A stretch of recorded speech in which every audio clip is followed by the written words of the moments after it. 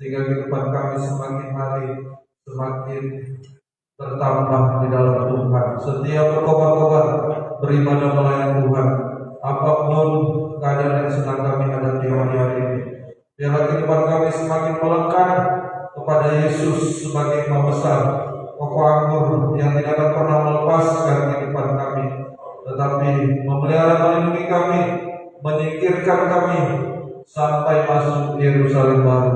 Biarlah hari-hari ini kami semakin setia, taat setia mengasihi Tuhan. Itu sebabnya mohonlah belas kasih Tuhan, jangan biarkan ibadah kami kering dalam hati. Tuhan hadiri telah kami, mengampuni, menyucikan, mengurapi kami semua dengan Roh-Mu yang suci. Mulai pemimpin pujian, pemain musik, singer, komputer, setiap kami yang hadir pada buat sore malam ini Tuhan, layakkan mampukan kami memuji, membesarkan, melakukan nama Tuhan di tengah kami. Bapak Ibu Saudara yang masih berada di perjalanan, Tuhan sampaikan mereka tiba dengan selamat, kami beribadah melayani Tuhan. Yang tidak bisa hadir, mohonlah ampuni, di lain waktu dapat beribadah kepada Tuhan. Karena sakit penyakit, darah Yesus yang menyembuhkan. Segala kuasa-kuasa yang saya terjemahkan selalu berusaha menghalangi Tuhan beribadah. Bahkan selama ibadah ini apapun bentuk gangguannya, kami siapkan pekerjaan dalam nama Tuhan Yesus pergi. Darah Yesus yang berkuasa.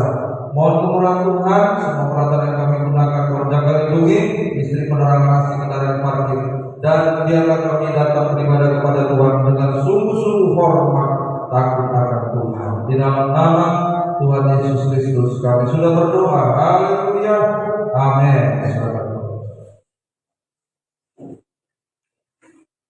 Ya, Tuhan ya. Kami berkumpul memuji.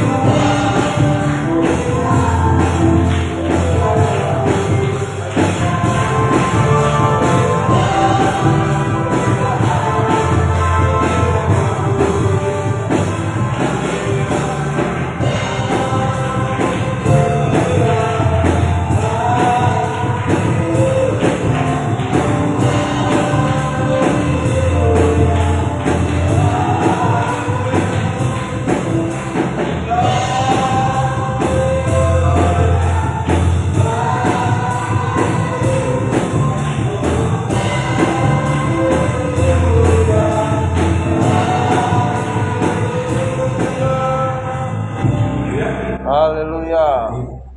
Kita lebih lagi memuji Tuhan, kita lebih dari pemenang dalam segala perkara. Haleluya.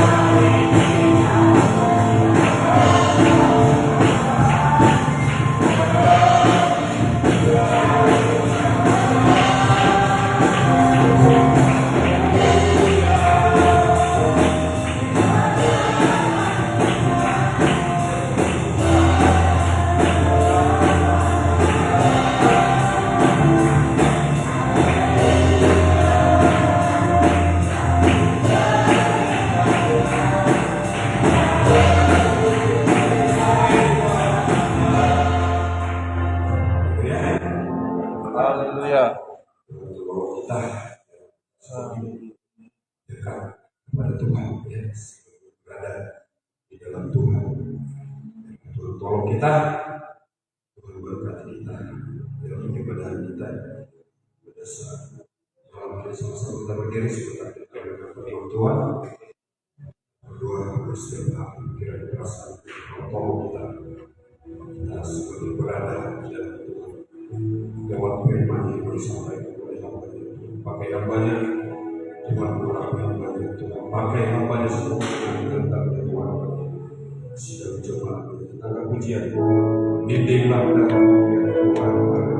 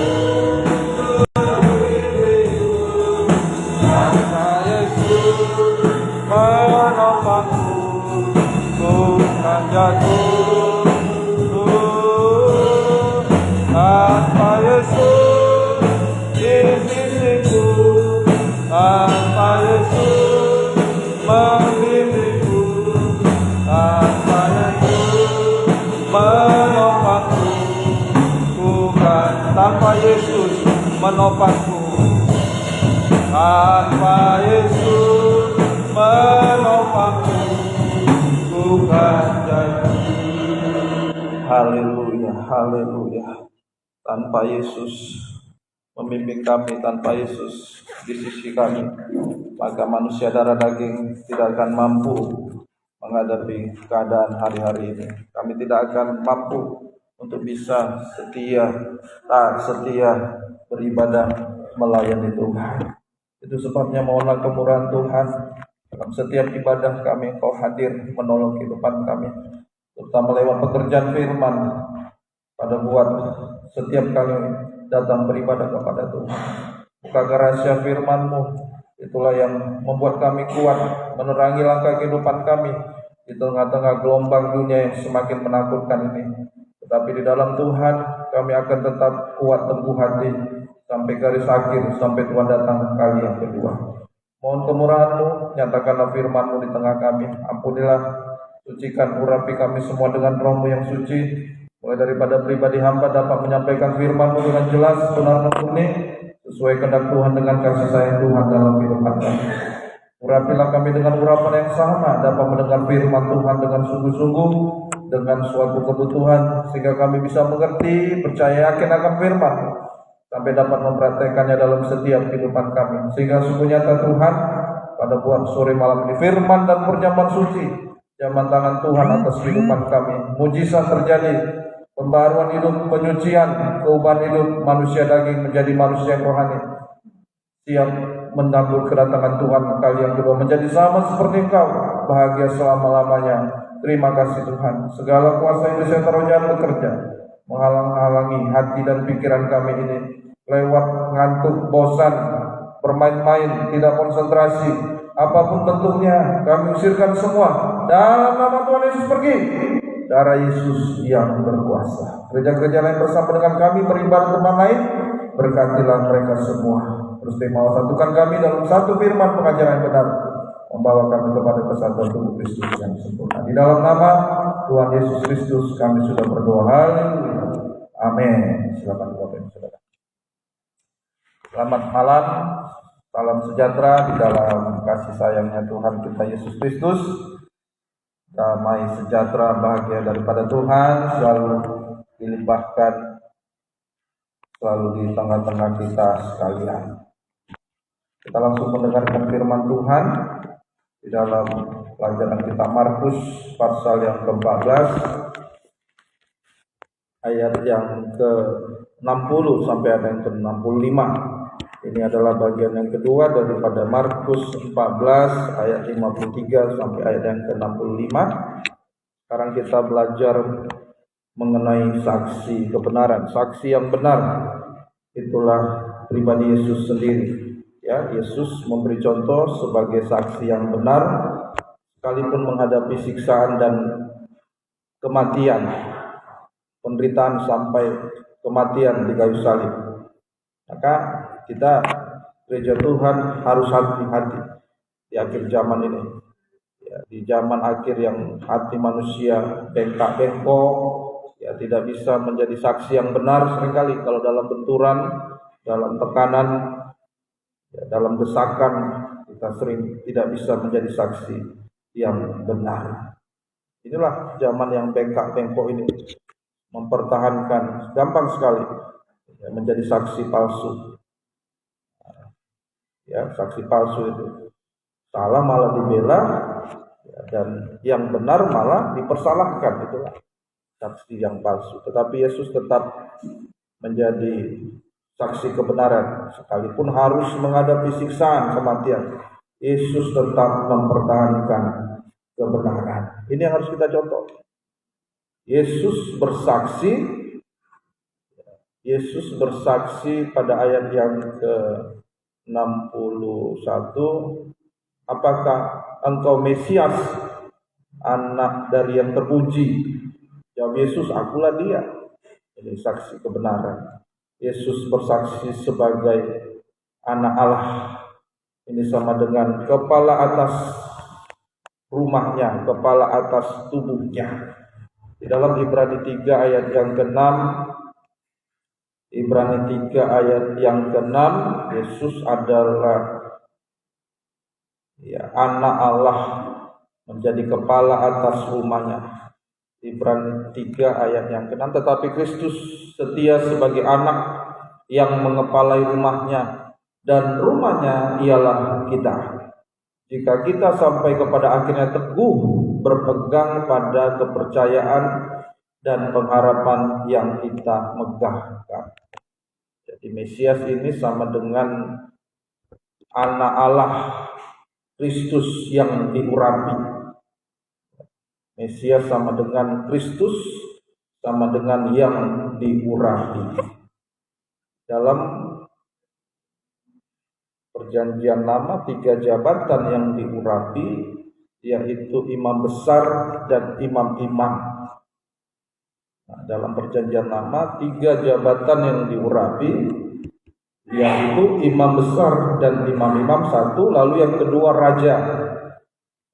Dimulai daripada Raja Daud, Raja Saul, Raja Daud dan seterusnya diurapi.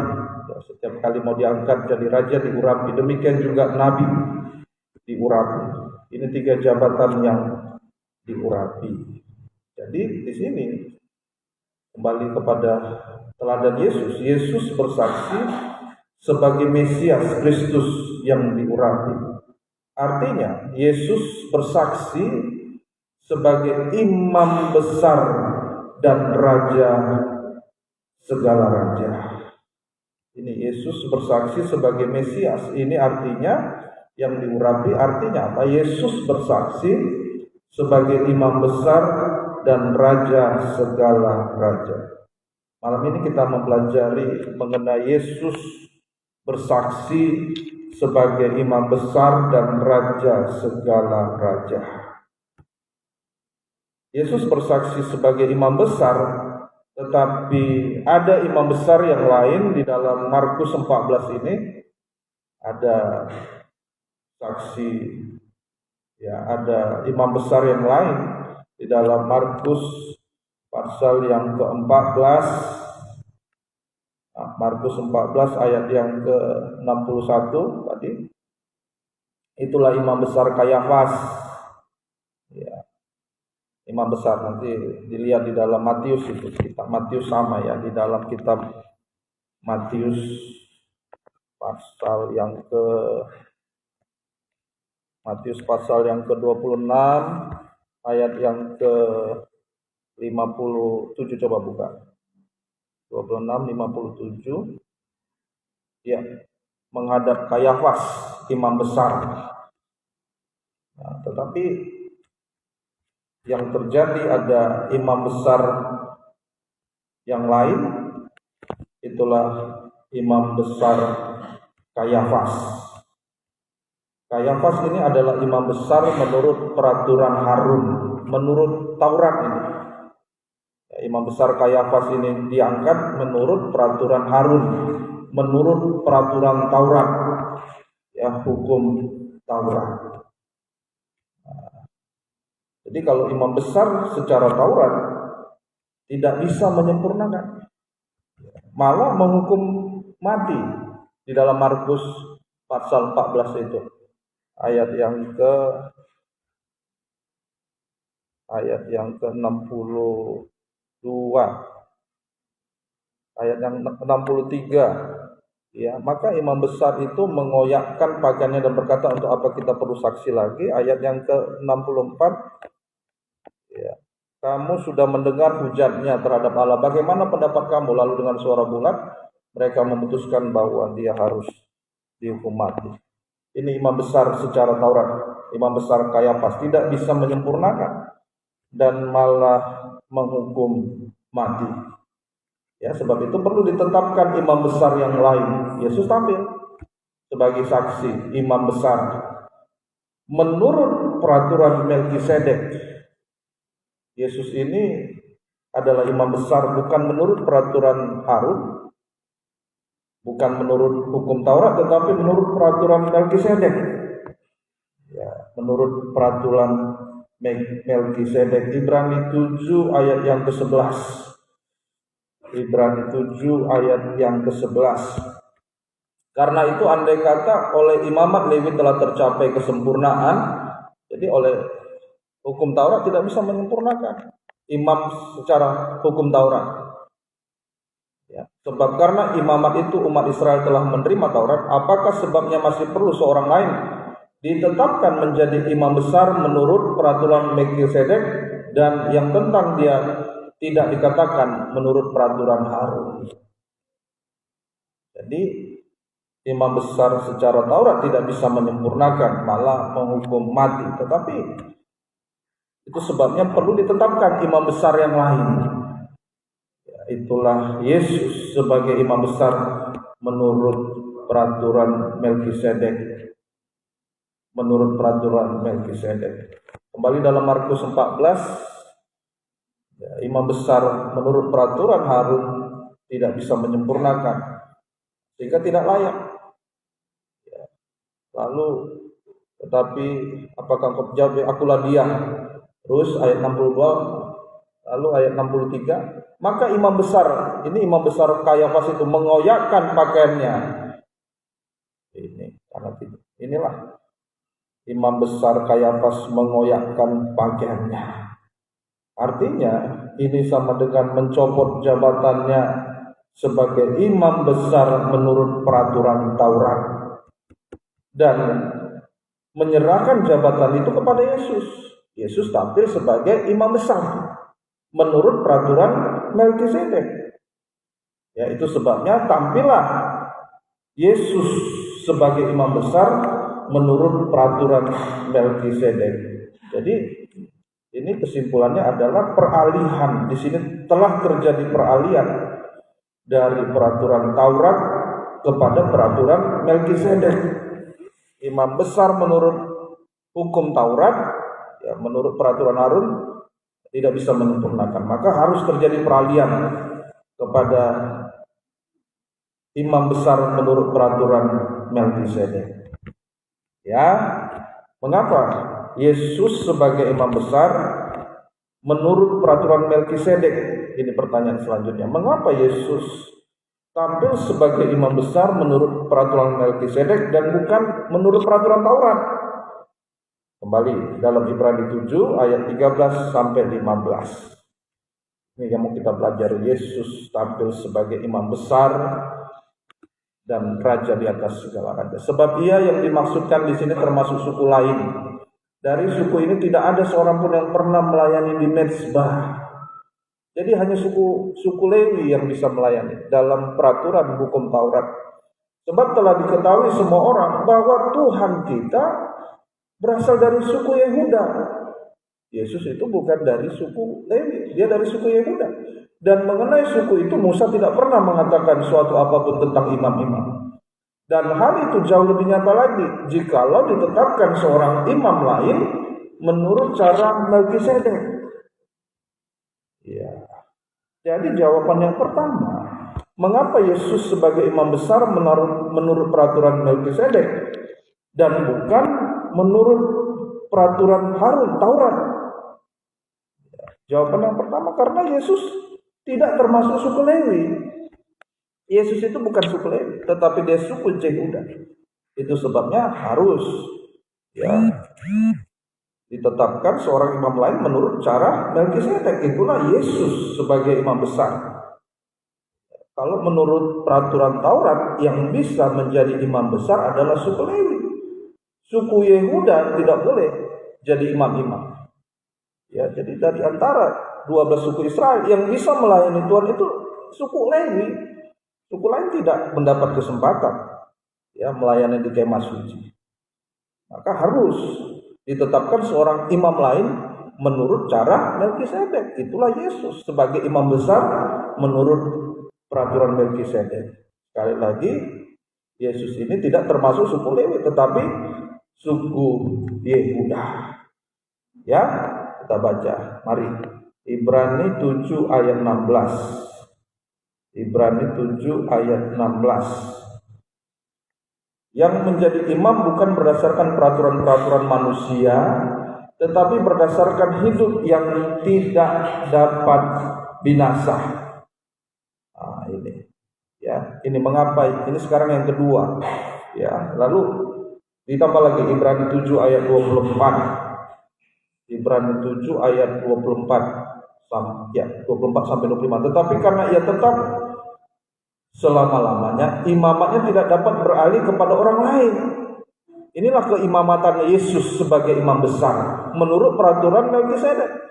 Karena itu Yesus sanggup juga menyelamatkan dengan sempurna semua orang yang oleh dia datang kepada Allah. Sebab ia hidup senantiasa untuk menjadi pengantara mereka. Ya, ini yang kedua. Ya, ini yang kedua. Mengapa Yesus tampil sebagai imam besar menurut peraturan Melkisedek bukan menurut peraturan Harun Taurat? Yang tadi pertama, karena Yesus tidak termasuk suku Lewi, tetapi dia suku Yehuda. Lalu yang kedua, Yesus adalah imam besar yang kekal selama-lamanya. Peraturan imam besar, imam besar kalau secara perjanjian lama, imam besar Harun dan seterusnya, kalau menurut Taurat dia tidak kekal. Ya, imam besar dalam hukum Taurat tidak kekal dan bisa digantikan oleh keturunannya, kan? Imam Harun digantikan anaknya. Ya. Jadi jika Yesus bersaksi sebagai imam besar dan raja segala raja, maka kita pun juga harus bersaksi bahwa Yesus adalah imam besar dan raja apapun yang harus kita hadapi. Sekarang kan banyak, ya, paling dia adalah di luar bangsa Israel, itu bangsa kafir, ya, bahkan di kalangan orang Kristen tidak tahu kajiannya dari mana, ingin seperti orang Israel. Ya, inilah salahnya. Ya, tidak bisa menyelamatkan. Hukum Taurat itu tidak bisa menyelamatkan. Dan yang bisa melakukan ibadah pelayanan ya suku Lewi. Tetapi oleh karena Yesus, ya, tampil imam yang lain, itulah Yesus sebagai imam besar. Nah, ini, ya, itu sebabnya kita gereja Tuhan di akhir zaman, kita juga harus bersaksi bahwa Yesus adalah imam besar menurut peraturan Melkisedek, yang mampu juga menyempurnakan kita. Yesus juga adalah imam besar dan raja. Apapun yang harus kita hadapi, banyak ajaran palsu hari-hari ini. Ya, banyak ajaran palsu hari-hari ini. Maka kita harus kembali kepada firman Tuhan. Ya, kalau menurut keuntungannya, kembali kepada, ya, sama seperti, ya, mengenai perempuan mengajar. Dulu Deborah ini dipakai Tuhan. Kalau untuk kepentingannya termasuk hamba Tuhan, tetapi dalam perjanjian baru dia nggak mau terima itu. Mengenai perempuan dalam hal mengajar, ya begitulah. Tuhan tolong kehidupan kita semua. Mari kita bersaksi. Ini saksi benar, ya, harus bersaksi bahwa Yesus adalah imam besar dan raja. Sekarang apa praktek kita bersaksi bahwa Yesus adalah imam besar dan raja? Apa prakteknya? Kita bersaksi bahwa Yesus adalah imam besar dan raja. Yang pertama, kita harus menjadi imam-imam dan raja. Ya, kita harus menjadi imam-imam dan raja. Jadi imam dan raja sama dengan kehidupan yang memangku jabatan pelayanan. Itulah, ya, dan jabatan pelayanan ini harus sampai selama-lamanya, sampai garis akhir, dan itu lanjut. Kita jadi imam-imam nanti di kerajaan surga. Ya, hamba Tuhan yang beribadah siang dan malam. Nah, inilah kehidupan yang memangku jabatan pelayanan, bukan mengoyakkan jubah seperti Kayafas tadi.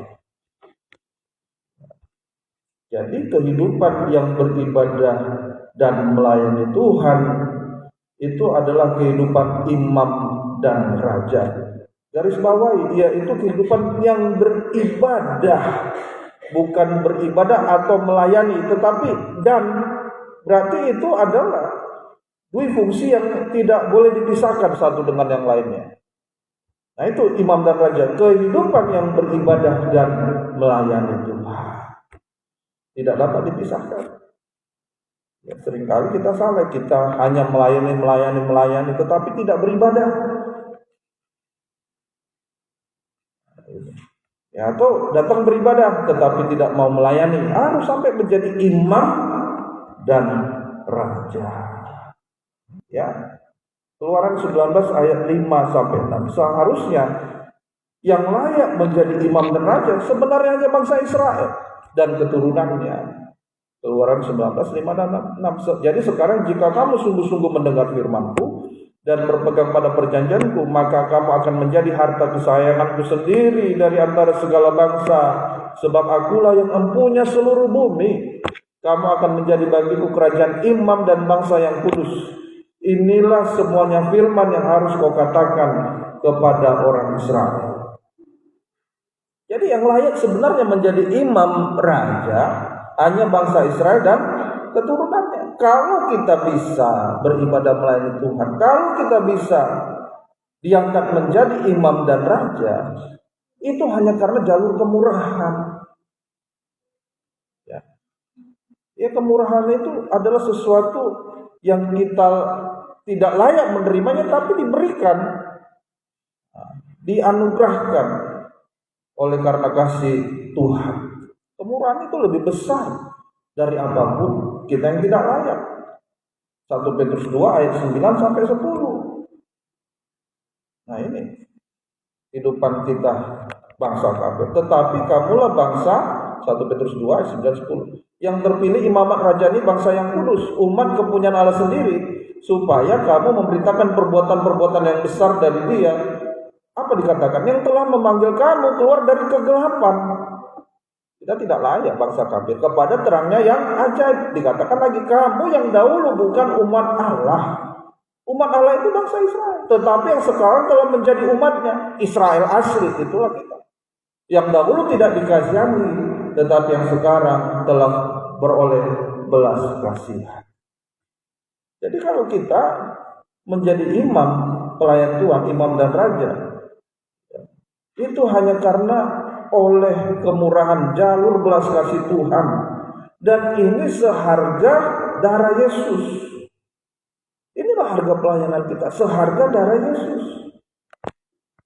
Ya, jadi kalau dikatakan praktek kita bersaksi bahwa Yesus sebagai imam besar dan raja, maka prakteknya kita harus menjadi imam dan raja. Kehidupan yang beribadah dan melayani Tuhan, harganya seharga darah Yesus. Inilah harga pelayanan kita.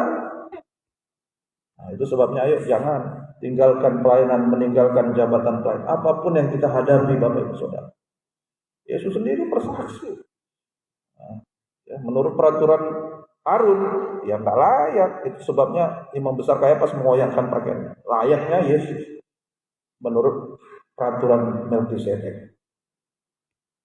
Ya, Tuhan tolong jangan meninggalkan jabatan pelayanan karena persoalan apapun di dunia ini. Ya itu sama dengan kita menghina darah Yesus. Dan itu sebenarnya merupakan penderitaan sampai kebinasaan. Ya kalau kita ingat, ya bangsa Israel keluar dari tanah Mesir karena ada tanda darah, kematian anak sulung. Ya. Sebaliknya apa yang terjadi bangsa Mesir yang tidak ada tanda darah, menderita kan? Terjadi tangisan di rumah, di mana? Itu kehidupan kita, seharga darah Yesus. Kehidupan imam pelayan Tuhan ini. Kalau kita bisa menjadi imam dan raja, seharga darah Yesus, mari. Yang belum melayani Tuhan, ayo segera. Ya. Yang jangan sampai tinggalkan pelayanan. Yang sudah meninggalkan pelayanan, baik istri, suami, ayo ajak kembali. Ya, Tuhan tolong kehidupan kita. 1 Petrus 2 ayat 5. Imam dan raja itu adalah sebenarnya batu hidup. Ya. Dan biarlah kamu juga dipergunakan sebagai batu hidup. Ini imam dan raja untuk pembangunan suatu rumah rohani bagi suatu imamat kudus, untuk mempersembahkan persembahan rohani yang karena Yesus Kristus berkenan kepada Allah. Nah ini imam dan raja, batu hidup yang dipakai dalam pembangunan rumah yang rohani. Ini sama dengan pembangunan dipakai dalam pembangunan tubuh Kristus yang sempurna. Imam dan raja ini batu hidup. Batu hidup yang bisa dipakai dalam pembangunan rumah yang rohani. Pertanyaannya, mengapa kita harus menjadi imam dan raja? Mengapa kita harus menjadi imam dan raja? Jawabannya, ya mengapa kita harus menjadi imam dan raja? Jawaban yang pertama adalah kalau kita tidak mau melayani pembangunan tubuh Kristus, pasti masuk dalam pembangunan tubuh Babel. Ya, ini. Apa contohnya? Contohnya adalah si bungsu yang meninggalkan rumah bapak. Cerita anak bungsu yang meninggalkan rumah bapaknya. Dan akhirnya apa? Ia turun sampai ke kandang babi, hidup dalam kejahatan dan kenajisan. Ayo, mengapa? Itu sebabnya kita harus menjadi imam dan raja. Ya, kalau kita tidak mau melayani pembangunan tubuh Kristus, pasti masuk pembangunan tubuh Babel. Bukan karena kaya, bukan karena hebat, tetapi karena kita sadar oleh karena kemurahan Tuhan sudah ditebus oleh darah Yesus, maka kita menjadi imam dan raja. Saya pernah contohkan kalau di kantor, semua ada jabatannya Bapak Ibu Saudara. Maupun yang dianggap paling rendah, cleaning service kita sebutkan. Ada jabatannya kan, cleaning service. sampai yang pimpinan kantor, ada jabatannya kepala kantor. Ya, mau siapapun datang, walaupun banyak uangnya, kekayaan, dia masuk hanya sebagai tamu. Tidak berhak dia dalam lingkaran kantor itu. Ya, bebas hidupnya. Orang yang tidak ada jabatan pelayanannya memang bebas hidup. Tuhan tolong kehidupan kita semua. Ayo melayani.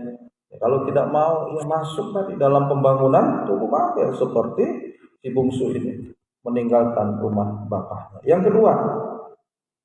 Yang kedua, mengapa kita harus menjadi imam dan raja? Hagai 2 ayat 7 sampai 8. Hagai 2 ayat 7 sampai 8. Sebab beginilah firman Tuhan semesta alam, sedikit waktu lagi maka aku akan menggoncangkan langit dan bumi, laut dan darat. Wah, sekarang goncangannya sudah sangat terasa, Bapak Ibu Saudara. Aku akan menggoncangkan segala bangsa, sehingga barang-barang yang indah kepunyaan segala bangsa datang mengalir. Maka aku akan memenuhi rumah ini dengan kemegahan, firman Tuhan semesta alam. Dikatakan justru dalam keadaan kegoncangan, ya, rumah Allah selesai. Aku akan memenuhi rumah ini dengan kemegahan. Justru dalam kegoncangan. Rumah Allah selesai justru saat dalam goncangan. Berarti apa bagi kita? Mengapa? Ya, kita harus menjadi imam dan raja supaya kita tahan menghadapi goncangan-goncangan dan tidak masuk dalam goncangan dunia, binasa bersama dunia. Dalam ibadah pelayanan kasih kan ayat 7, ayat 1 itu. Ayat yang biasa itu. Semua manusia hidup dalam pergumulan. Manusia itu berarti bukan hanya orang Kristen. Semua yang tidak mengenal Tuhan, yang mengenal Tuhan. Semua menghadapi goncangan. Semua menghadapi pergumulan. Wah, kita mau ditipu setan. Wah, banyak goncangan. Justru ini supaya kita tahan menghadapi goncangan. Ayo menjadi imam dan raja, kehidupan yang beribadah melayani Tuhan. Dalam keadaan kegoncangan justru kita harus melayani Tuhan sesuai dengan gerakan Tuhan. Supaya apa? Tidak binasa bersama dunia. Hasilnya kalau kita mau menjadi imam dan raja, Kejadian 28 ayat 18 sampai 23. Kalau kita mau menjadi imam dan raja, ya, sama dengan batu hidup yang dipakai dalam pembangunan tubuh Kristus. Hasilnya keesokan harinya pagi-pagi Yakub mengambil batu yang dipakainya sebagai alas kepala dan mendirikan itu menjadi tugu dan menuangkan minyak ke atasnya. Mendirikan, ya, menara, ya, mezbah itu kan beribadah. Ya, ia menamai tempat itu Betel, dahulu nama kota itu Luz.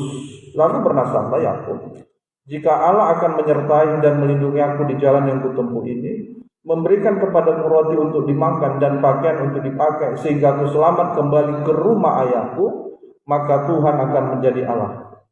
Dan batu yang kudirikan sebagai tugu ini akan menjadi rumah Allah. Ini kalau mau dipakai dalam pembangunan yang rohani, ya, pembangunan tubuh Kristus. Rumah Allah. Dari segala sesuatu yang kau berikan kepadaku akan selalu kupersembahkan 1/10 kepadamu. Nah, kalau kita mau masuk dalam pembangunan tubuh Kristus, imam dan raja, batu yang hidup itu, maka hasilnya ada pemeliharaan. Ada pemeliharaan. Jika Allah yang menyertai, ayat 20 itu. Ya, jika Allah yang menyertai aku, melindungi di jalan yang kutempuh, memberikan kepadaku roti, pakaian, sehingga aku selamat ke rumah. Ini kalau kita mau masuk dalam pembangunan tubuh, ada pemeliharaan sandang, pangan, dan papan. Ada perlindungan Tuhan atas kehidupan kita. Oh, inilah, ya, kehidupan yang beribadah melayani Tuhan. Tuhan memelihara dan melindungi kita secara jasmani dan rohani. Sampai secara rohani, ya, dilindungi sampai secara rohani. Ini sama dengan dilindungi sampai kita masuk menjadi warga kerajaan surga, sampai masuk Yerusalem baru. Wahyu 20 itu ayat yang ke-6. Ya, Wahyu 20 ayat yang ke-6. Berbahagialah dan kuduslah ia yang mendapat bagian dalam kebangkitan pertama itu. Kematian yang kedua tidak berkuasa lagi atas mereka. Tetapi mereka akan menjadi imam-imam Allah dan Kristus. Dan mereka akan memerintah sebagai raja bersama-sama dengan dia 1000 tahun lamanya. Ya.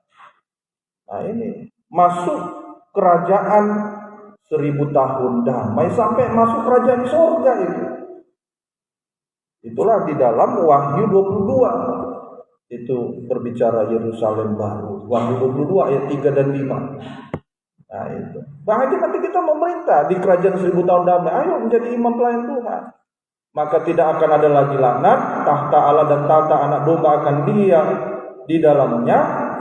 Dan hamba-hambanya akan beribadah kepadanya. Ini kehidupan imam dan raja.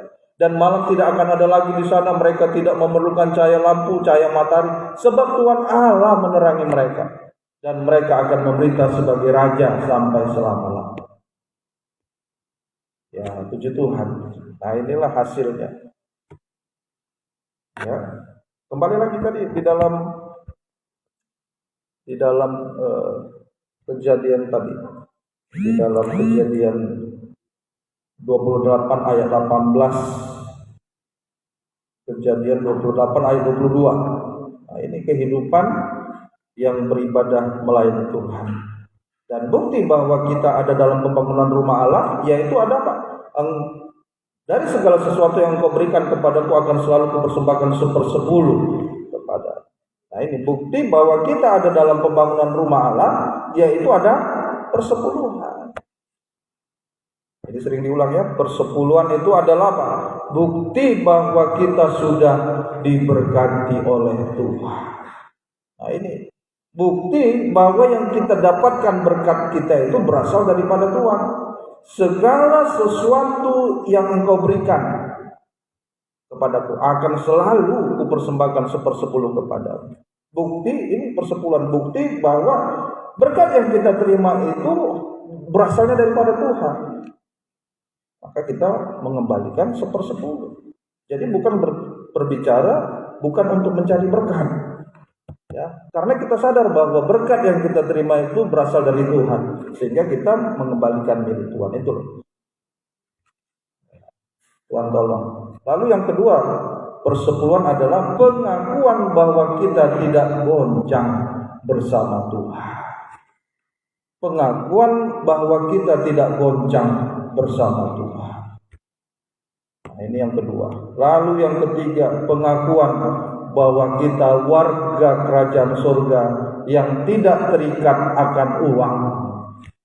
Selama uang ini masih mengikat kehidupan kita, ya, ibadah hari Minggu itu gaya gravitasi bumi. Yesus tidak dipengaruhi gaya gravitasi bumi. Yesus tetap terangkat ke surga. Gravitasi bumi itu kemarin kita kan itu daya tarik dunia ini. Dunia dengan segala pengaruhnya, dunia dengan segala kesuksahannya, dengan segala kesukaan dan sebagainya. Tuhan tolong kehidupan kita. Ya, nah inilah menjadi imam dan raja, kehidupan yang beribadah melayani Tuhan. Berarti kita bersaksi bahwa Yesus itu adalah imam besar dan raja atas kehidupan kita. Yang kedua sekarang, Ibrani 7 ayat yang ke-26. Ibrani 7 ayat yang ke-26. Nah, maka ayo kalau kita mau bersaksi bahwa Yesus, ini saksi kebenaran, bahwa Yesus adalah imam besar dan raja, kita juga harus menjadi imam dan raja. Kehidupan yang beribadah melayani Tuhan, batu hidup yang dipakai dalam pembangunan tubuh Kristus. Tuhan memelihara sandang pangan papan, dilindungi Tuhan. Puji Tuhan. Yang kedua, Ibrani 7 ayat 26. Sebab imam besar yang demikian yang kita perlukan, yaitu yang saleh tanpa salah, tanpa noda, yang terpisah dari orang-orang berdosa dan lebih tinggi daripada tingkat-tingkat surga. Wah, surga ternyata ada tingkat-tingkatnya. Nah, ini. Ya, Yesus imam besar. Nah, ya, berarti praktek kita bersaksi bahwa Yesus adalah imam besar dan raja adalah untuk meneladani Yesus. Yesus sebagai imam besar yang suci dan tak bercela. Ya, sebab imam besar yang demikianlah yang kita perlukan, yaitu yang saleh, tanpa salah, tanpa noda, yang terpisah dari orang-orang berdosa. Ayo jadi imam dan raja. Sudah, kamu dah ini jangan asal menjadi imam pelayan Tuhan. Pisahkan diri dari kehidupan pergaulan bebas. Ya, yang sana merokok, sudah tahu teman-teman merokok, kita juga masih berteman. Bukan memusuhi tapi hindari, kamu dah mengerti. Ya, nah ini kan dikatakan terpisah dari orang-orang berdosa. Memang kita orang berdosa, tapi kalau itu kita tahu salah, ya janganlah. Nah ini, ayo untuk meneladan. Nah ini praktek yang kedua, bersaksi bahwa Yesus adalah imam besar dan raja. Untuk meladani Yesus sebagai imam besar yang suci dan tak bercela. Ya, berarti artinya apa? Imam-imam dan raja harus masuk proses penyucian. Di Mamat 21 ayat 12. Jadi imam itu dalam bahasa Ibrani sama dengan kohen. Kohen itu artinya seorang yang suci. Kohen, seorang yang suci. Itulah arti seorang imam. Ya, kohen, seorang yang suci. Dan tempat kesucian itu janganlah ia keluar dari tempat kudus, supaya jangan dilanggarnya kekudusan tempat kudus Allahnya. Karena minyak urapan Allahnya yang menandakan bahwa ia telah dikhususkan ada di atas kepalanya. Akulah Tuhan. Jadi tempat kesucian adalah di ruangan suci. Berada di dalam ruangan suci. Ketekunan dalam 3 macam ibadah pokok. Nah ini seorang imam dan raja, ruangan suci, kandang pengembalaan. Disinilah tempat bagi kita untuk memantapkan perlindungan dan pemeliharaan Tuhan secara jasmani dan rohani. Mantap. Ini supaya kita mantap mendapatkan perlindungan dan pemeliharaan Tuhan secara jasmani dan rohani. Lalu siapa yang menyucikan di dalam ruangan suci? Ada alatnya namanya meja roti sajian. Ini yang pertama. Coba tunjukkan alatnya. Ya, meja roti sajian sama dengan persekutuan dengan anak Allah. 3 macam ibadah.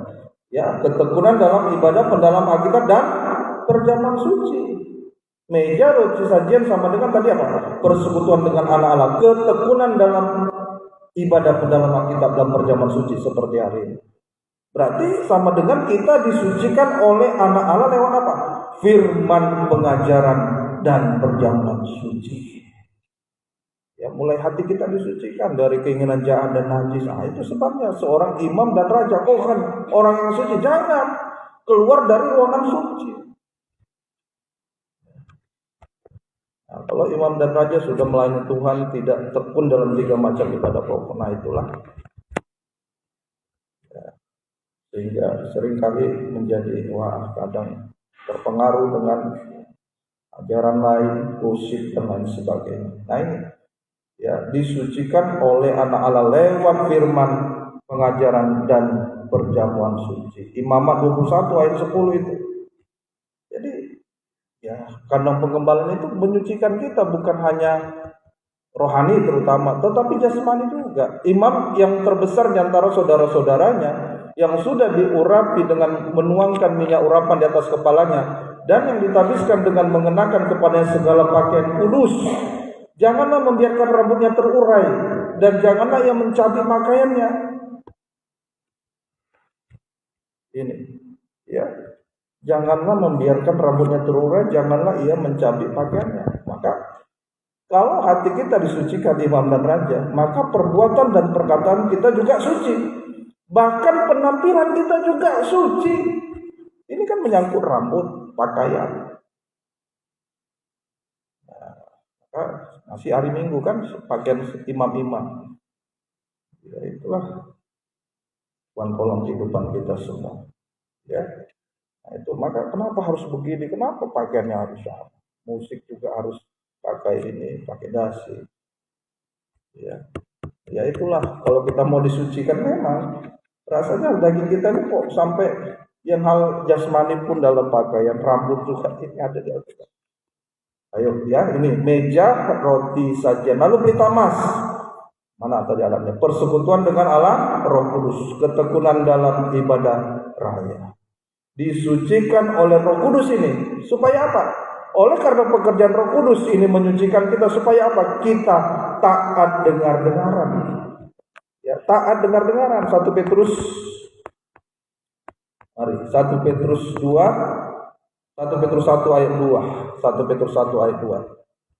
Yaitu orang-orang yang dipilih. Ini imam sesuai dengan rencana Allah Bapa kita dan yang dikuduskan oleh Roh Kudus supaya taat kepada Yesus Kristus dan menerima percikan darahnya. Kiranya kasih karunia dan damai sejahtera makin melimpah atas kamu. Ya, ini Roh Kudus menyucikan kehidupan kita. Ya, bukan dalam ibadah ataupun dalam ibadah raya pelita emas. Pekerjaan oleh Roh Kudus ini menyucikan kita supaya kita taat dengar-dengaran dan rela menderita dan menerima percikan darah, rela menderita untuk Tuhan.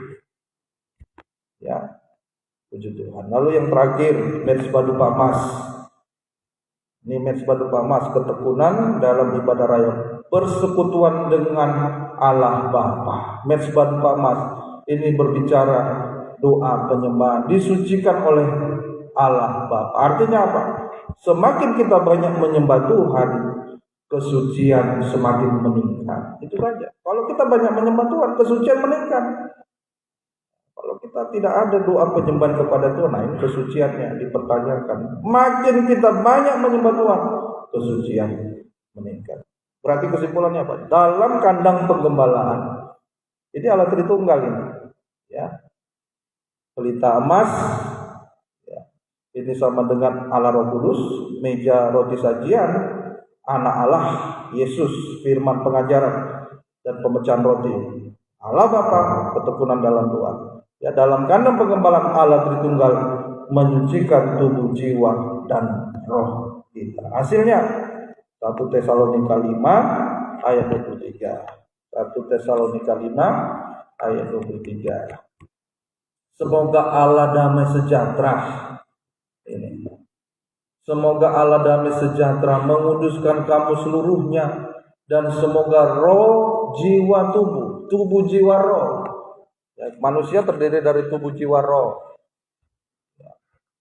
Ibadah imam dan raja itu ya terdiri juga dari 3 macam alat, tekun dalam 3 macam ibadah pokok. Di dalamnya ada Allah Tritunggal. Allah Tritunggal terdiri dari Allah Bapa, Anak Allah, Allah Roh Kudus. Kita tubuh, jiwa, roh. Maka semoga Allah damai sejahtera menguduskan kamu seluruhnya, dan semoga roh, jiwa, dan tubuhmu terpelihara sempurna dengan tak bercacat pada kedatangan Yesus Kristus Tuhan kita. Ya, kalau kita mau disucikan tubuh, jiwa, dan roh, ya melekat. Tekun dalam 3 macam ibadah pokok. Supaya kita mengalami penyucian tubuh, jiwa, roh. Kalau kita disucikan sampai sempurna, hidup kita dikhususkan oleh Tuhan. Kehidupan imam dan raja itu adalah kehidupan yang dipilih, dikhususkan seperti biji mata Tuhan sendiri. Ya, ini artinya apa? Kita mendapatkan pemeliharaan dan perlindungan Tuhan secara sempurna. Secara sempurna. Puji Tuhan. Ayo, memang kita harus bersaksi Yesus sebagai imam dan raja, tetapi Yesus juga kalau kita mau sungguh-sungguh bersaksi bahwa Yesus imam dan raja, Yesus juga melindungi, memelihara kita juga secara sempurna. Yang terakhir, yang ketiga. Haleluya. Yang ketiga, praktek kita bersaksi bahwa Yesus adalah imam raja dan imam besar dan raja adalah apa? Kita harus mengalami pelayanan imam besar. Kita harus mengalami pelayanan imam besar. Ya, kalau dalam perjanjian lama, imam besar Harun harus masuk ke ruangan Maha Suci 1 kali 1 tahun dan memercikkan 2 kali 7 percikan darah. Ya, ruangan Maha Suci 7 kali percikan darah. Ya, di depan tabut dan di atas tabut. Mana alatnya itu? Ini. Itu ruangan Maha Suci. Ya, itu di atas tabut Di depan tabut dan di atas tabut. Di depan tabut itu yang di bawah sama yang di atas. 2 kali 7 percikan darah. 1 tahun sekali. Itu dalam perjanjian lama ya. Imam Harun bisa masuk ruangan masuci.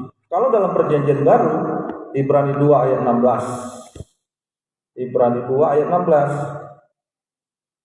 Ibrani 2 ayat 16. Sebab sesungguhnya bukan malaikat-malaikat yang ia kasihani, tetapi keturunan Abraham yang ia kasihani. Ya, kita Abraham secara rohani, bangsa Israel rohani. 17. Itulah sebabnya maka dalam segala hal ia harus disamakan dengan saudara-saudaranya, supaya ia menjadi imam besar yang menaruh belas kasihan dan yang setia kepada Allah untuk mendamaikan dosa seluruh bangsa.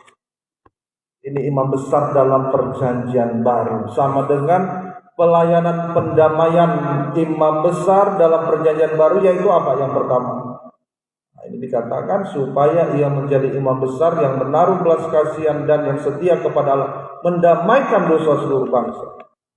Ini pelayanan imam besar. Itulah Yesus dalam perjanjian baru. Yaitu apa?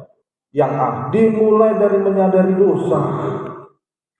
Dimulai dari menyadari dosa, menyesali dosa, mengaku dosa pada Tuhan dan sesama. Itu sama dengan kita mengalami pelayanan imam besar, yaitu pelayanan pendamaian oleh imam besar Yesus sebagai imam besar kita. Dimulai dari menyadari dosa, menyesali dosa, mengaku dosa pada Tuhan dan sesama. Kemarin ibadah Selasa itu kan 2 orang buta itu berteriak walaupun sudah dilarang, dia tetap berteriak karena kebutaannya. Itu orang buta itu menuju orang yang berdosa, selalu membebani orang lain. Kita sudah dengar hari Selasa kemarin. Tuhan tolong kehidupan kita. Ya, ini yang harus kita sadari. Masuk dalam dosa-dosa sampai puncaknya dosa makan minum, merokok, narkoba. Ya Tuhan tolonglah, sadar, lepas. Maka darah Yesus juga, Yesus sebagai imam besar yang melakukan pelayanan pendamaian akan mengampuni kita. Dan setelah itu jangan berbuat dosa lagi.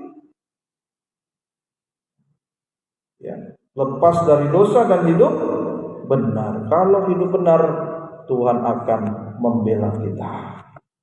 Nah, itu. Lalu yang B.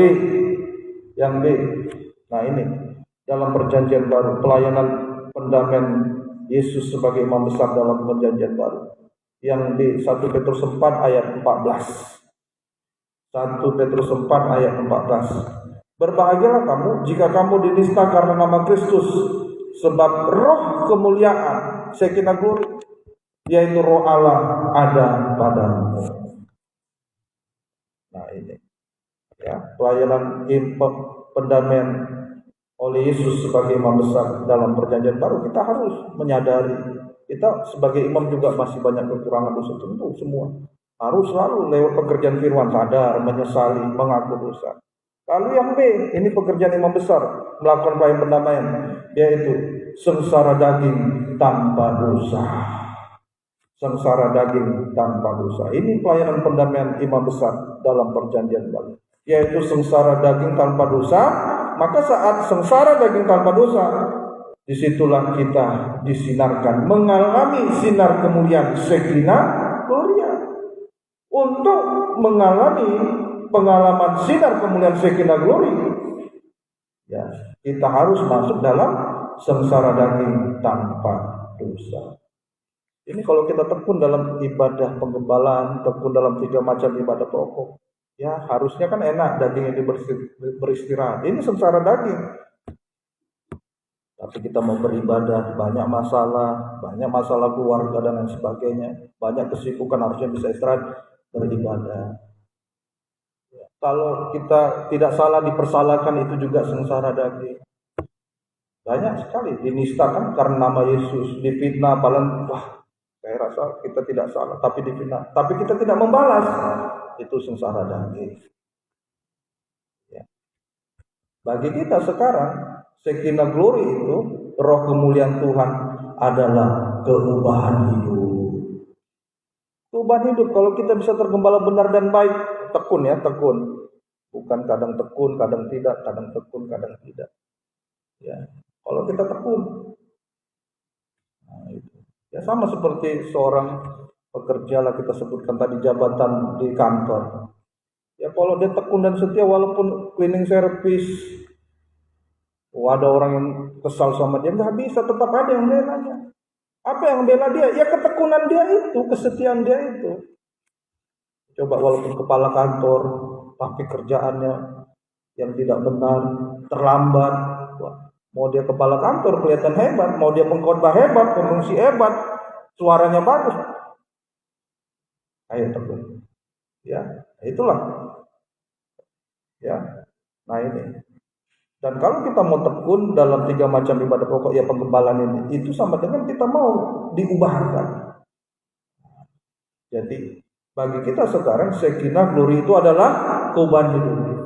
Ya, ini termasuk misalnya kita berbuat baik tetapi dibalas dengan kejahatan tapi kita tidak balas itu.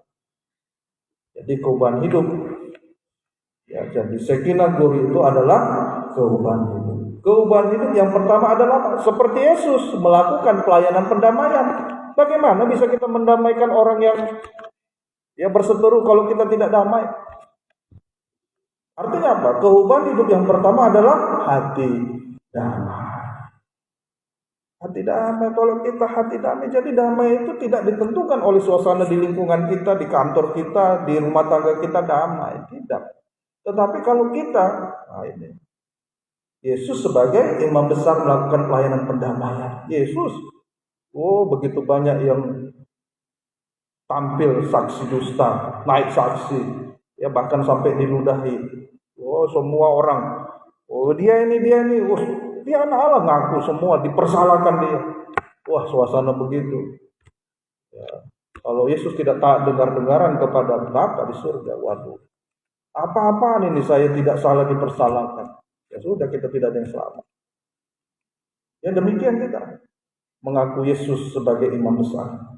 Maka kalau kita mengaku Yesus sebagai imam besar dan kita mengalami pelayanan imam besar yang sudah melakukan pelayanan pendamaian, ya perubahan itu dimulai dari hati damai. Kalau kita damai, tidak ada lagi permusuhan, kepahitan, kenajisan, kekhawatiran. Yang ada hanya mempercayakan seluruh hidup kita kepada Tuhan. Ini Yesus hanya, sudahlah. Ya mungkin kita kadang-kadang, Yesus sendiri juga, kalau Tuhan bolehlah lalu cawan ini.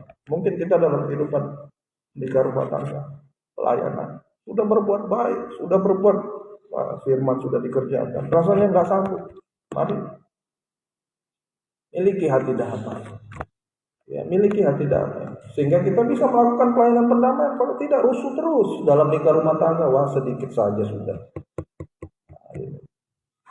akan mempersalahkan satu dengan yang lain. Tuhan tolong kehidupan kita. Ya, kalau hati damai berarti tidak ada lagi permusuhan, kepahitan. Ya terus saja berbuat baik.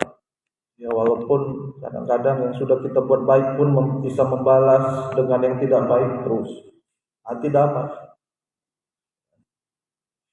Lihat Yesus yang sudah melakukan pelayanan pendamaian dalam kehidupan kita. Tidak ada kekhawatiran, hanya mempercayakan seluruh hidup kita kepada Tuhan. Ini bagaikan mengulurkan tangan kepada Tuhan. Jadi hati damai ini Bapak Ibu Saudara landasan yang kuat ya bagi Tuhan untuk menolong kehidupan kita. Kalau dikatakan semua aman karena semuanya tercukupi, ya banyak ini bisa tertutupi karena jasmaninya baik.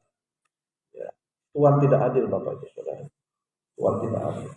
Jadi harus kita mendapatkan kemurahan ini. Jadi hati damai ini adalah landasan yang kuat untuk Tuhan menolong kita. Saat itulah imam besar berada di tengah kita. Ada di tengah kita untuk mengulurkan tangan belas kasih setia kepada kita. Bagian-bagian terakhir hasilnya. Ibrani 2 ayat 18. Ibrani 2 ayat 18. Ayo bersaksi hari ini bahwa Yesus adalah imam besar. Yesus sebagai imam besar, Ia tidak pernah meninggalkan kita. memelihara kehidupan kita. Sebab oleh karena ia sendiri telah menderita karena pencobaan. Ayo, pencobaan apa yang sedang kita hadapi? Penderitaan apa yang sedang kita hadapi? Ekonomi, keadaan anak, semuanya. Badai gelombang yang diperhadapkan. Dikatakan karena Yesus sebagai imam besar, ia sendiri telah menderita karena pencobaan, maka ia dapat menolong mereka yang dicobai. Miliki hati damai. Saat itulah hasil yang pertama, tangan imam besar dapat menolong kita dari segala masalah sampai yang mustahil dan menyelesaikan masalah kita itu tepat pada waktunya. Sudah dalam masalah, sudah dalam goncangan, malah tidak mau beribadah. Jangan, itu bisikan setan yang membuat kita semakin merosot. Mari tetap Tuhan tolong. Ya. Lalu yang kedua, hasil yang kedua. Markus 6 34 sampai 37a. Markus 6 ayat 34 sampai 37a. Ketika Yesus mendarat, ia melihat sejumlah besar orang banyak, maka tergeraklah hatinya oleh belas kasihan kepada mereka, karena mereka seperti domba yang tidak mempunyai gembala. Lalu mulailah ia mengajarkan banyak hal kepada mereka. Lanjut. Pada waktu hari sudah mulai malam, datanglah murid-muridnya kepadanya dan berkata, tempat ini sunyi dan hari sudah mulai malam. Suruhlah mereka pergi supaya mereka dapat membeli makanan di desa-desa ini dan di kampung-kampung di sekitar ini. Tetapi jawab Yesus, kamu harus memberi mereka makan. Nah, ini sampai di situ. Ya, kalau kita tampil sebagai saksi, Yesus adalah imam besar, ya, dan raja, melakukan pelayanan damai, mulai perubahan hidup itu hati damai. Maka hasil yang kedua, tangan imam besar sanggup memelihara kehidupan kita secara jasmani dan roh. Di tengah kemustahilan dunia, seperti 5 roti 2 ikan ini untuk 5.000 orang. Dikatakan tadi ayat 37, kamu harus memberi mereka makan. Tuhan bertanggung jawab memelihara kehidupan kita secara jasmani rohani. Dan Tuhan juga memelihara kehidupan rohani kita lewat apa? Firman pengajaran. Dikatakan tadi, ia mengajarkan banyak hal kepada mereka. Ini kalau hati damai. Ya, kalau hati damai, Yesus tergerak hatinya, imam besar tergerak hatinya oleh belas kasihan kepada kehidupan kita, domba yang tidak berdaya ini. Puji Tuhan, Tuhan tolong kehidupan kita semuanya.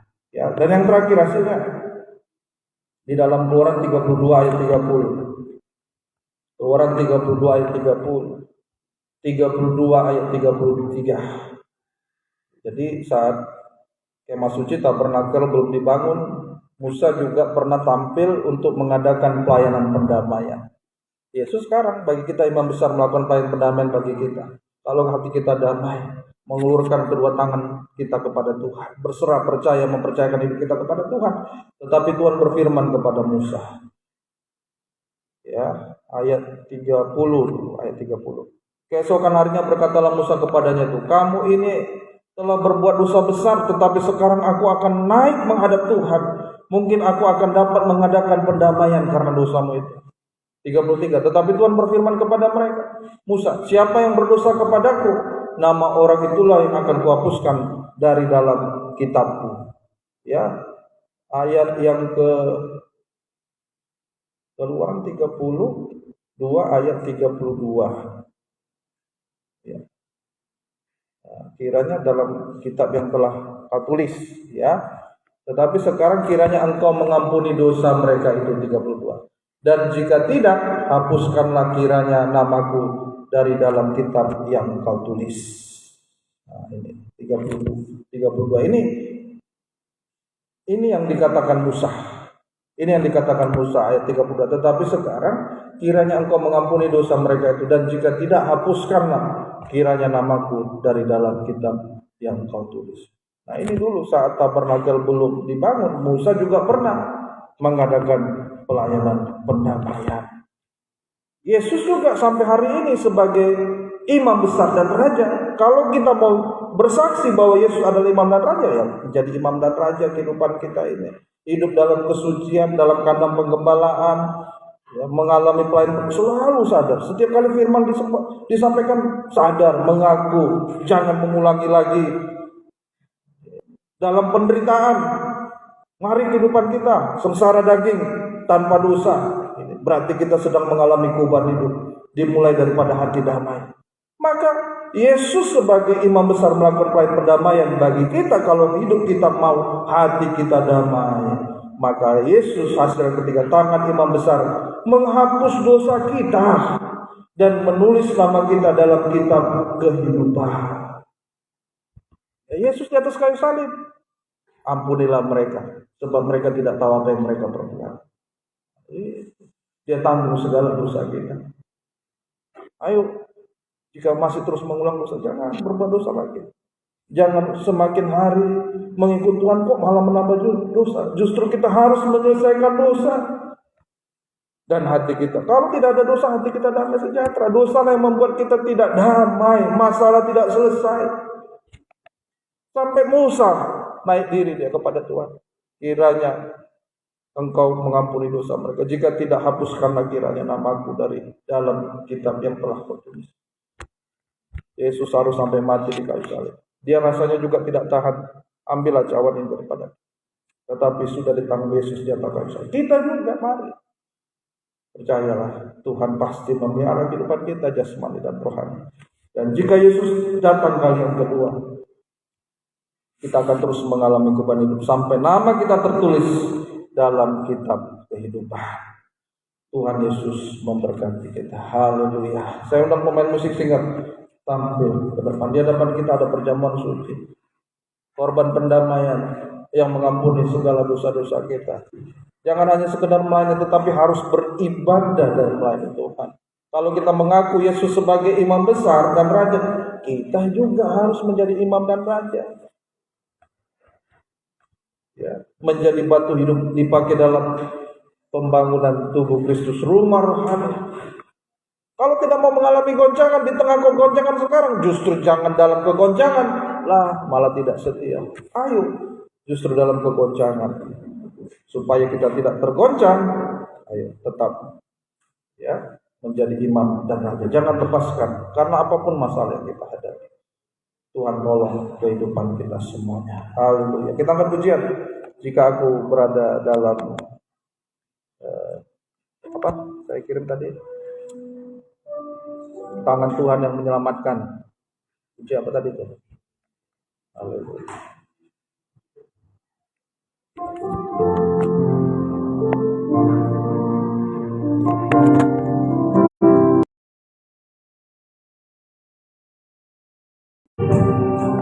Dan tangan kananmu menyelamatkan aku.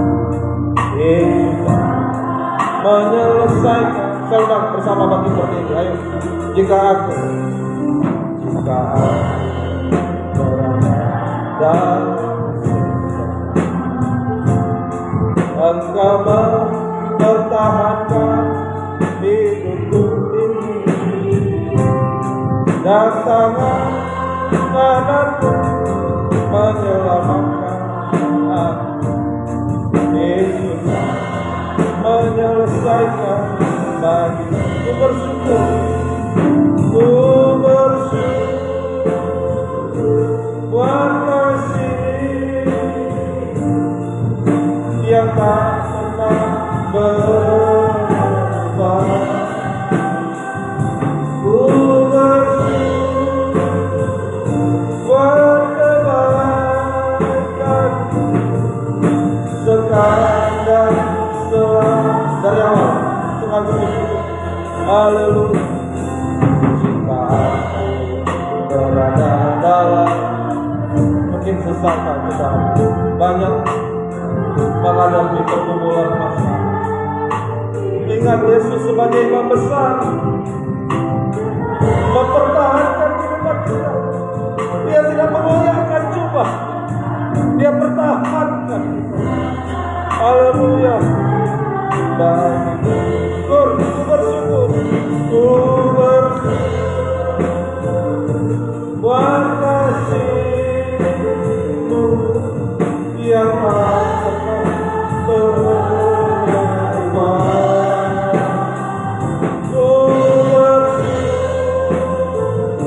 buat kebaikan-Mu sekarang dan selama. Perlahan dengan-Mu, dengan-Mu, haleluya. Mungkin rasanya kita mau goyangkan jubah pelayanan. Ingatlah Yesus, Dia mempertahankan jubah. Dalam kesakitan, dalam penderitaan, Dia mempertahankan. Jangan tinggalkan Tuhan apapun alasannya. Haleluya. Lagi, Tuhan dengan-Mu, sungguh-sungguh, haleluya. Hati kita sudah mulai tidak damai. Mungkin banyak masalah, suami salah, istri salah, tidak ada yang bisa diharapkan. Hati mulai tidak damai. Mohonlah Yesus sebagai Imam besar miliki hati damai. Saat hati damai, maka saat itu Tuhan akan menolong kehidupan kita. Haleluya. Angkatlah kedua tangan kita. Haleluya. Kalau lagi skor dengan kata-kata, ku bersyukur. Haleluya. Yang tak berubah. Ku bersyukur buat kebaikan sekarang dan selama. Serahkan hidup kita kepada Tuhan. Haleluya. Haleluya. Haleluya. Jangan seorang pun kita mengoyakkan jubah pelayanan. Jangan seorang pun kita meninggalkan pelayanan. Jangan seorang pun kita tinggalkan Tuhan apapun alasannya. Sirahkan di dalam nama Yesus. Haleluya. Haleluya.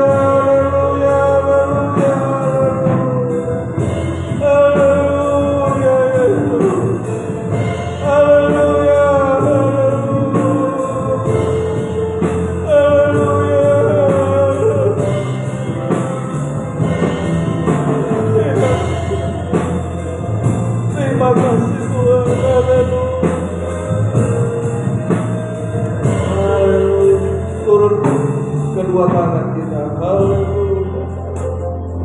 Saya undang pelayan perjamuan suci mengambil tempat di depan. Haleluya. Haleluya. Seringkali kehidupan kami Tuhan mau lepaskan jubah pelayanan ini, mau tinggalkan Tuhan. Tetapi biarlah kehidupan kami harus tampil menjadi saksi yang benar. Yesus sebagai imam besar, kami juga harus menjadi imam dan raja kehidupan yang melayani Tuhan. Selalu tergembala benar dan baik, disucikan oleh pekerjaan firman, tidak pernah tinggalkan ibadah pelayanan kepada Tuhan. Dalam kegoncangan justru semakin menguatkan hati dekat dengan Tuhan. Sekarang di hadapan kami tersedia tubuh dan darah-Mu. Ampuni kami, sucikan kami dengan darah-Mu, layakkan kami menerima perjamuan suci ini. Ampuni hamba-Hamba-Mu yang membagikannya Tuhan. Demikian juga roti yang sudah disiapkan, diberkati Tuhan, tubuh Kristus yang dipecah-pecahkan bagi kami. Demikian juga anggur yang sudah disiapkan, diberkati Tuhan, darah Yesus yang dicurahkan, mati, tersalib untuk menyembuhkan sakit jasmani rohani kami. Terima kasih Tuhan, sekali lagi layakkan kami untuk menerima perjamuan suci ini. Kami sambut tubuh dan darah-Mu, di dalam nama Tuhan Yesus Kristus kami sudah berdoa. Haleluya. Amin. Kita angkat pujian ini kembali. Haleluya. Jika aku berada dalam kesesakan, Engkau mempertahankan hidupku dan tangan kananku menyerang.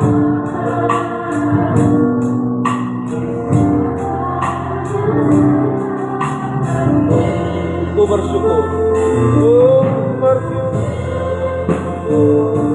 buat kasih-Mu yang tak pernah berubah. Ku bersyukur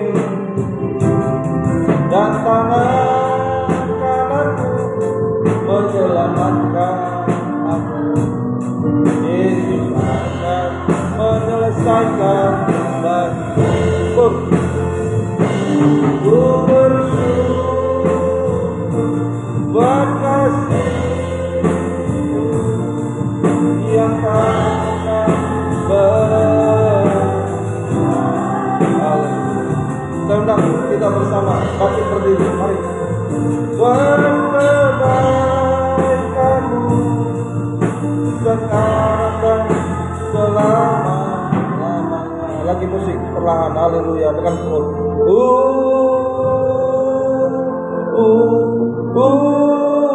Angkat tubuhnya di tangan kanan kita.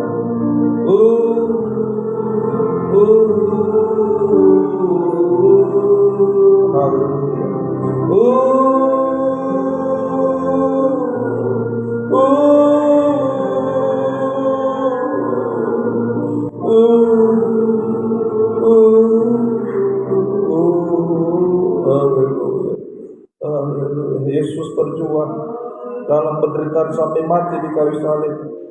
Rasanya memang berat, sampai Yesus kiranya bisa lalu cawan ini daripadanya. Mungkin kita diperhadapkan Tuhan, kenapa masalah ini tidak selesai-selesai?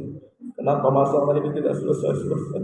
Masalah suami, masalah istri, anak-anak, masalah rumah tangga, masalah pihak ketiga, masalah ekonomi. Mari, bukan itu masalahnya.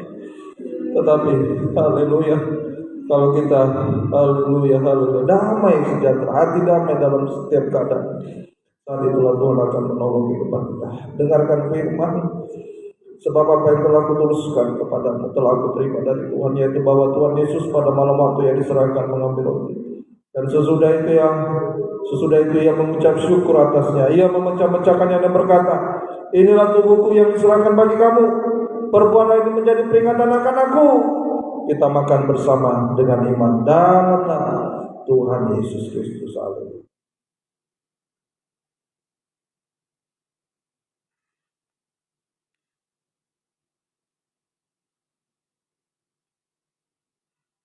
Haleluya, haleluya, haleluya. Angkat cawan darahnya di tangan kanan kita. Haleluya. Perjamuan suci bukanlah obat, lebih daripada itu. Jaman Tuhan plus kasih Tuhan yang bisa diterima dengan iman, pengharapan dan kasih. Kalau ada sakit penyakit secara jasmani bisa diraba tangan kiri di tempat yang sakit. Kalau tidak bisa letakkan di atas dada kita. Haleluya.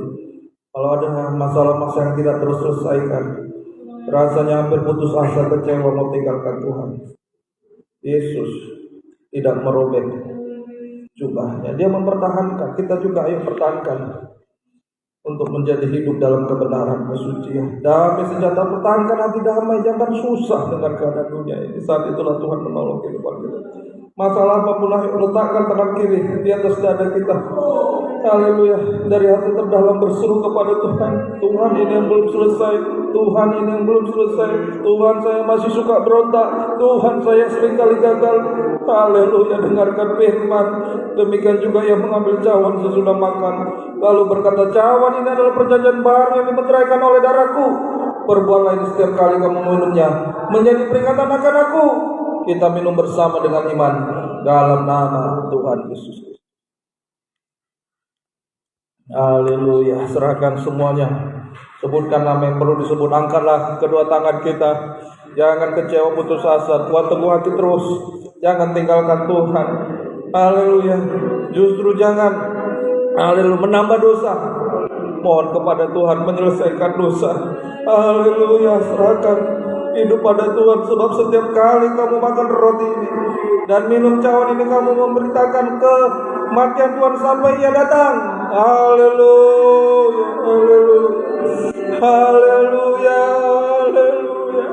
Di tengah kegoncangan biarlah hati kami damai.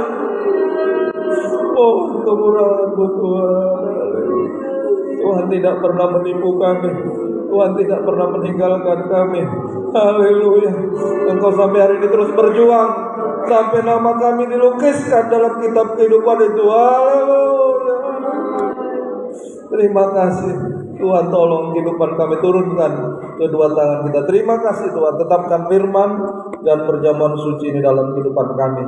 Di dalam nama Tuhan Yesus Kristus kami sudah berdoa. Haleluya. Amin. Silakan dulu Bapak Ibu Saudara, kita jalankan pekerjaan Tuhan. Kita angkat pujian ini kembali. Haleluya, haleluya.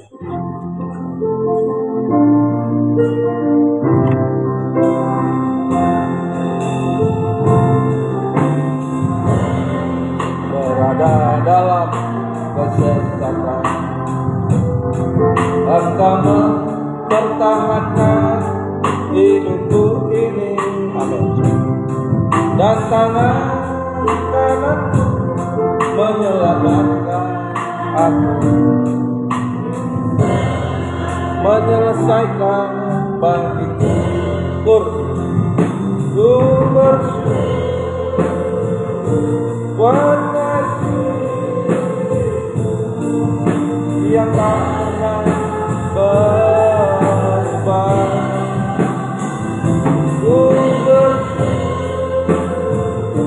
buat kebaikan-Mu sekarang dan selama. Lagi, ku bersyukur. Haleluya. Ku bersyukur buat kasih yang tak pernah berubah. Ku bersyukur buat kebaikan-Mu sekarang dan selama-lamanya. Ibadah Sabtu Kaum Muda Remaja 1845, ibadah raya hari Minggu 10.00. Dan selesai ibadah ini kita lanjut latihan sangkur. Baik, kita tamatkan ibadah ini segera. Saya undang kita bersama bangkit berdiri. Mohon kemurahan Tuhan, zaman belas kasih Tuhan menolong kehidupan kami. Gembalakan kami semua kawanan domba untuk tergembala benar dan baik. Tuhan menyelesaikan setiap persoalan kehidupan kami. Pergumulan dalam kehidupan sehari-hari, dalam setiap usaha pekerjaan tidak disebutkan jenisnya. Tuhan tolong semuanya. Omset-omset yang sudah mulai menurun, pendapatan yang sudah mulai menurun, angkat kembali dalam nama Tuhan Yesus Kristus. Mohon kemurahan Tuhan, buka jalan Tuhan di tengah kegoncangan ini. Mohonlah belas kasih Tuhan. Tuhan memberitakan berkat kehidupan atas kami. Terima kasih. Pergumulan lain juga menghadapi hutang piutang. Mohonlah kemurahan Tuhan, ampuni kami, buka jalan dapat menyelesaikan tepat waktunya. Tidak ada yang mustahil bagi Tuhan. Pergumulan yang lain menghadapi biaya-biaya sekolah, biaya-biaya kuliah yang akan datang, mohonlah belas kasih kemurahan Tuhan. Yang merindukan anak juga Tuhan tolong semuanya. Baik juga yang menghadapi penderitaan sakit penyakit, darah Yesus yang menyembuhkan masalah dalam nikah, rumah tangga, anak juga Tuhan jamah dalam nama Tuhan Yesus Kristus. Mohon kemurahan anak cucu dimanapun berada, yang jauh yang dekat, mohonlah kemurahan-Mu bisa mengiring Tuhan sampai tergembala benar dan baik. Bukan karena pekerjaan, bukan karena kekayaan, bukan karena kehebatan. Di tengah kegoncangan sekarang ini tidak ada yang bisa bertahan. Hanya di tanah Gosen kehidupan yang tergembala benar dan baik mengalami pembelaan perlindungan yang daripada Tuhan. Terima kasih Tuhan, tolong kehidupan kami. Sebentar selesai latihan sangkur, kami akan kembali ke rumah kami masing-masing. Tuhan menjaga melindungi kami, tiba sehat selamat di rumah. Kembalikan kami dalam jam ibadah kami, memuliakan nama Tuhan. Buka rahasia firman Tuhan selalu dalam ibadah kami, menggairahkan kami setia beribadah, melayani Tuhan. Terima kasih Tuhan, tolong kehidupan kami semua. Sepanjang malam ini dalam peristirahatan, tidur nyenyak, bangunkan besok pagi dengan tubuh yang sehat, mengucap syukur, berdoa, menyembah Tuhan, menyerahkan seluruh hidup kami ke dalam tangan. Terima kasih Tuhan. Sidang jemaat Tuhan yang sudah berkorban untuk pekerjaan Tuhan, untuk pribadi hamba dan keluarga dalam bentuk apapun, balaskanlah dengan berlipat kali ganda. Biarlah berkat-Mu dan damai sejahtera-Mu di dalam persekutuan dengan Allah Bapa, Allah Sang Putra dan Allah Roh Kudus, di dalam nama Tuhan Yesus Kristus, menyertai kami sekalian yang mulai malam ini sampai selama-lamanya. Dalam nama Tuhan Yesus Kristus kami sudah berdoa. Haleluya. Amin. Selamat malam. Tuhan memberkati.